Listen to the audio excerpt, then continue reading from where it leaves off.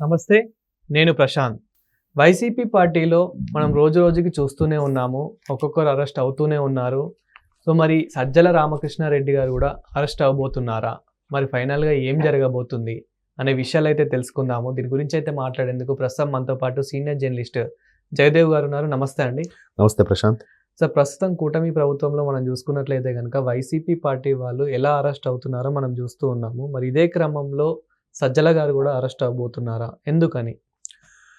సజ్జల గారి పేరు ఎప్పుడూ మారుమోగుతూనే ఉంటుంది. మీరు ఏ అరెస్ట్ వ్యవహారం తీసుకోండి వెనక ఆయన పేరు వినిపిస్తూనే ఉంటుంది. వైసీపీ హయాంలో సకల శాఖ మంత్రిగా పేరు కూడా సజ్జల రామకృష్ణారెడ్డి గారికి. ఎందుకంటే అన్నీ ఇప్పుడు వాట్ నాట్ జగన్మోహన్ రెడ్డి గారు సజ్జల గారి యొక్క సూచనల మేరకే నడుచుకున్నారని, లేదా సజ్జల గారిని దాటి వెళ్ళడం చాలా కష్టం జగన్మోహన్ రెడ్డి గారిని కలవాలంటే అని రకరకాలుగా, ఒకవేళ ఎమ్మెల్సీలు కలవాలని వెళ్ళినా కూడా సజ్జల గారి పరిధి లక్ష్మణ్ రేఖలాగా ఉండేవాడు. ఈయన దాటుకుని వెళ్ళడం కష్టమయ్యేది అని కూడా చాలామంది ఓడిపోయిన తర్వాత బయటకు వచ్చి నిజాలు కూడా చెప్పారు కొంతమంది. సో అట్లాంటి సజ్జల రామకృష్ణారెడ్డి వాళ్ళ అబ్బాయి సజ్జల భార్గవరెడ్డి గారు కూడా ఈ సోషల్ మీడియా వింగ్ అంతటికి హెడ్గా ఉన్నారని, ఈయనే లేనిపోనివన్నీ చూపించారని.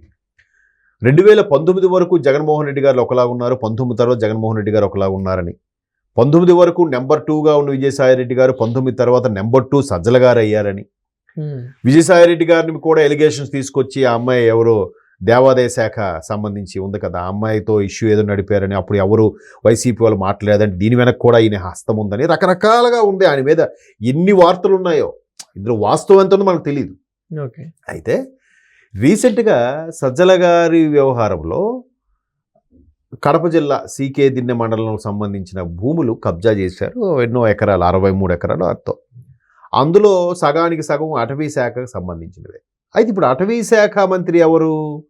రాష్ట్ర ఉప ముఖ్యమంత్రి పవన్ కళ్యాణ్ గారు. 5 శాఖలు కదా, అటవీ శాఖ ఉంది, గ్రామీణ అభివృద్ధి ఒకటి ఉంది, పారిశుద్ధ్యం ఒకటి ఉంది, ఏవో అలాగా ఒక 4-5 ఉన్నాయి కదా ఆయనకి. సో ఈ 5ట్లో అటవీ శాఖ ఒకటి ఉండడం, ఆయన శాఖకు సంబంధించి ఇవన్నీ విషయాలు బయటకు వస్తున్నప్పుడు ఆయన ఆదేశాలు జారీ చేస్తున్నాడు. ఆ సీకే దిన్నే పంచాయతీకి ఆర్డర్స్ పాస్ చేశారు. అవన్నీ వెనక్కి తీసుకోండి, బోర్డు పెట్టండి, ఎవడు అటువైపు వెళ్ళకూడదు అన్నట్టుగా.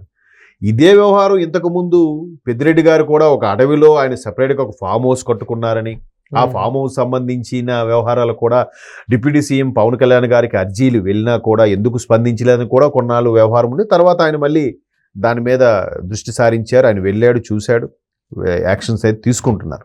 అయితే అది ఎప్పటి నుంచో మేము తాతతండ్రుల నుంచి కూడా ఆ ఫామ్ హౌస్ అలాగే ఉంది, అడవుల్లో మాకు ఉంది అన్నట్టుగా వాళ్ళు ఏదో చెప్పుకొచ్చారు.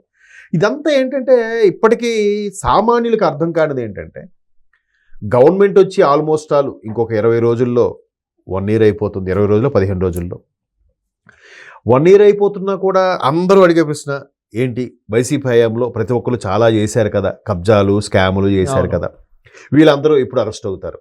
అందరూ అదే ప్రశ్న. లిక్కర్ స్కామ్ కేసులో కూడా చాలా మంది అరెస్ట్ అవుతూ లిక్కర్ స్కామ్లో కామెడీ ఏంటంటే, ఆ రాజ్ కసిరెడ్డి అనే వ్యక్తిని సెంటర్ చేశారు కానీ సజ్జల గారికి ఏం తెలియదంట, విజయసాయిరెడ్డి గారికి ఏం తెలియదంట, మిథున్ రెడ్డి గారికి ఏం తెలియదంట, అసలు జగన్మోహన్ రెడ్డి గారికి ఏమీ తెలియదంట. ఎట్లా మరి? ఈరోజు కూడా జగన్మోహన్ రెడ్డి గారు ఒక ప్రెస్ మీట్ పెడుతూ అసలు అది ఒక స్కామే కాదు, మేము స్కామే చేయలేదు, చేస్తే మా దగ్గర మనీ ఉండేవి, మా దగ్గర మనీయే లేవు, మేము ఇస్తే ఇంకా తీసుకుంటాము, ప్రభుత్వాన్ని కాపాడుకుంటాము అని చెప్పేసి కూడా మాట్లాడుతూ ఉన్నారు. సో ఇది ఎంతవరకు నిజం అంటారు? అతని దగ్గర మనీ లేవంటే ప్రజలు నమ్ముతారా? ఎట్లా ఉందంటే, అత్తారింటికి దారి ఏది సినిమాలో ఒక చిన్న డైలాగ్ ఉంటుందండి. నాకు ఉద్యోగం పోయిందండి, ఇండియా వచ్చానని చెప్తుంటాడు హాస్పిటల్లో పవన్ కళ్యాణ్. చెప్తుంటే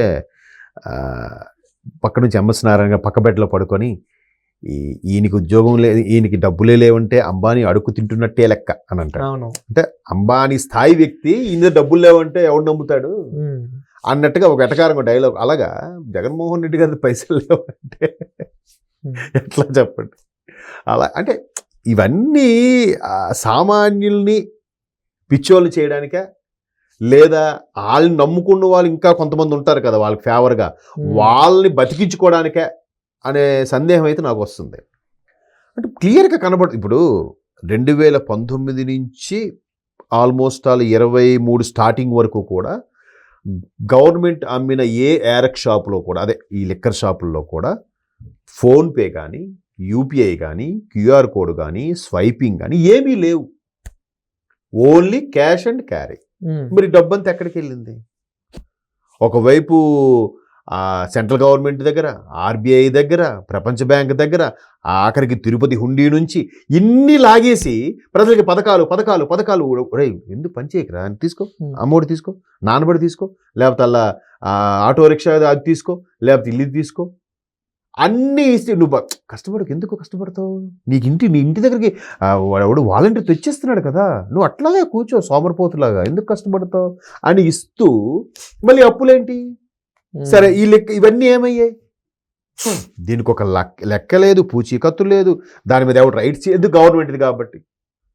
ఎవడు అబకారి వాడు రాడు, ఆ ట్యాక్స్ వాడు రాడు, లేదంటే ఇంకే ఫుడ్ అండ్ డ్రగ్ వాడు ఎవడు, దానికి సంబంధం లేదు అనుకుంటే చెప్తున్నా.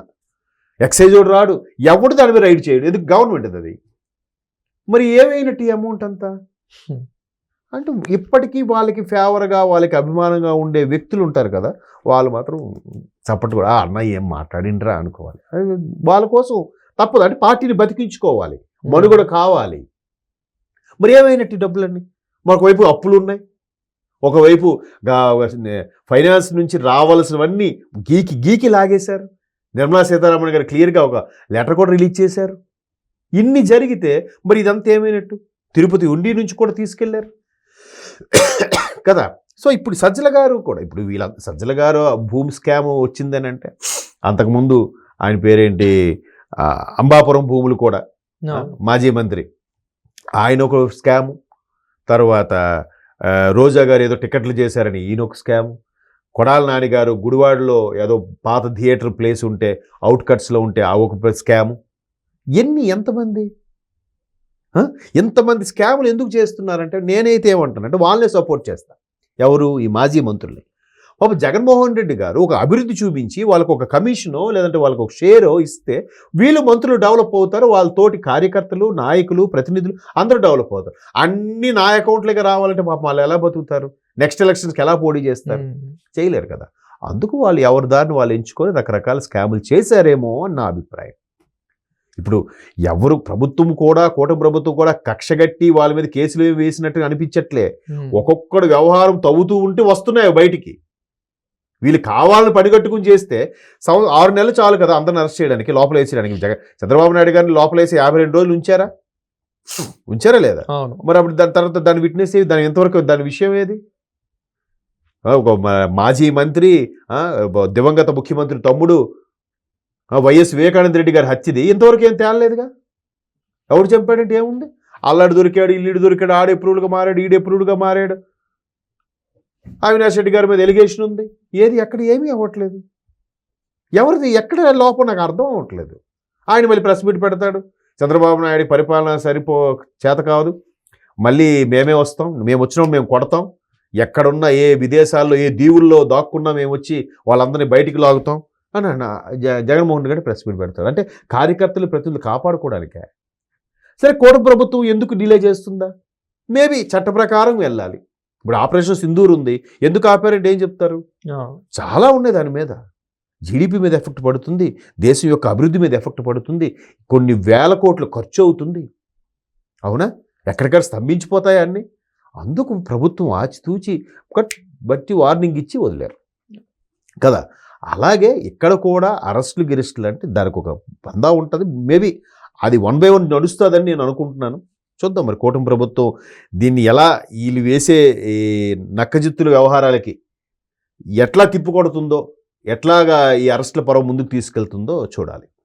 Thank you sir.